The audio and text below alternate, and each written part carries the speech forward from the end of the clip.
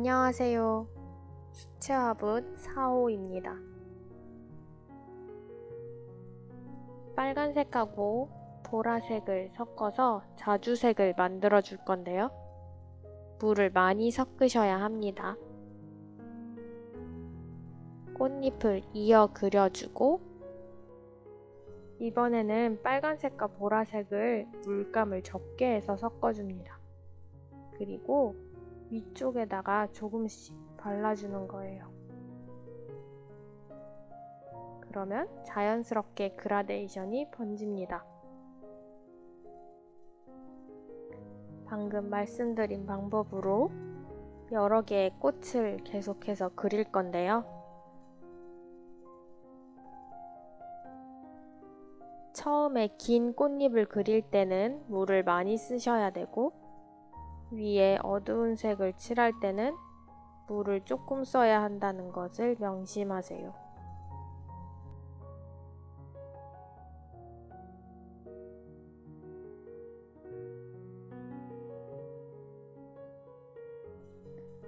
조금씩 꽃들의 색이 달라 보일 수 있게 빨간색과 보라색을 섞을 때 비율을 다르게 해주시면 좋습니다. 꽃잎의 모양도 조금 다르게 해주세요. 어떤 거는 좀 모여 있고 어떤 거는 좀 더 퍼져 있고 위쪽은 조금 작고 아래쪽으로 갈수록 꽃잎이 좀 크게 그려주세요. 어느 정도 그렸다면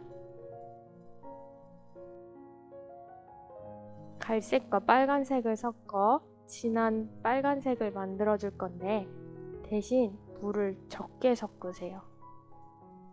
붓이 갈라질 정도로 적게 섞으셔야 됩니다.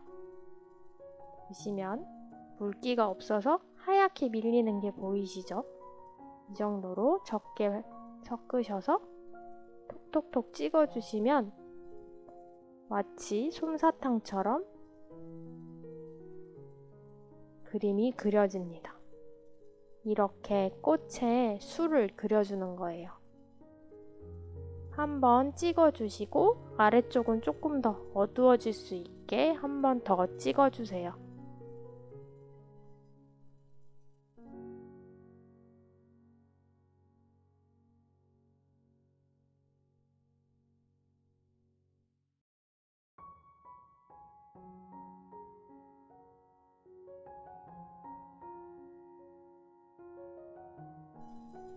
꽃이 풍성해 보일 수 있게 꽃을 몇 개 더 그려보도록 하겠습니다.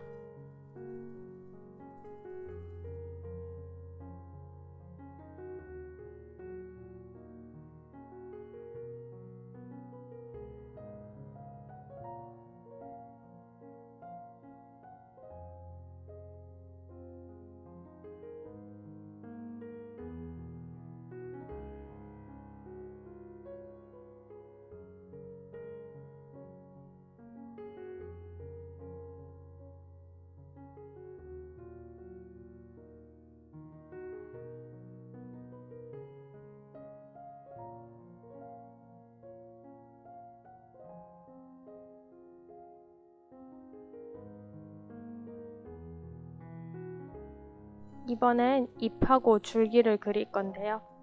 올리브 그린색과 파란색, 저는 세루리안 블루색을 섞었습니다.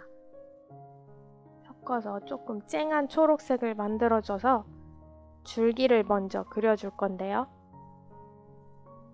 항상 꽃에서 바닥 쪽으로, 위에서 아래쪽으로 이어주는 순으로 줄기를 그어주세요. 색깔도 조금 다양하게 쓰기 위해서 먼저 사용했던 주황색하고 초록색을 살짝 섞거나 노란색을 섞어서 사용했습니다.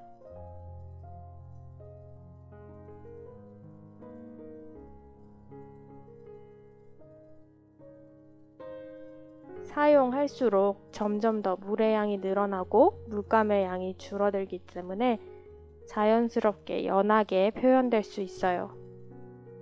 그렇기 때문에 앞쪽에 위치한 줄기를 먼저 그리고 뒤로 갈수록 흐려지는 느낌이 날 수 있게 해주세요.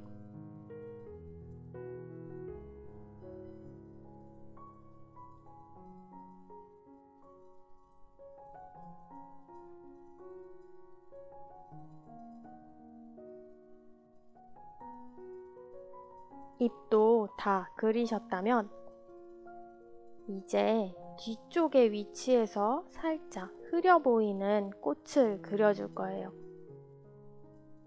처음 그렸을 때보다 물을 더 많이 섞어서 더 분홍빛이 나게 그려주시면 됩니다. 뒤쪽에 위치한 거기 때문에 흐리기도 하지만 크기도 작을 거예요. 처음 그렸던 꽃들보다 조금 작게 그리고 조금 더 흐리게 그려주시기 바랍니다.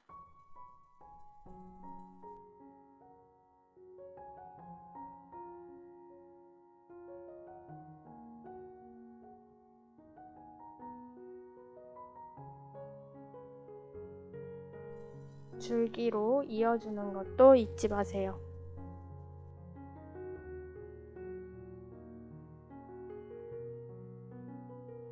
뒤쪽에 위치한 줄기니까 굵기도 얇겠죠? 이제 흰색하고 노란색을 섞어서 꽃술의 밝은 부분을 그려줄 거예요. 좌측 상단부에 동그라미 점을 몇 개 찍어주시면 됩니다. 이렇게 간단하고 예쁜 꽃그림이 완성이 되었습니다.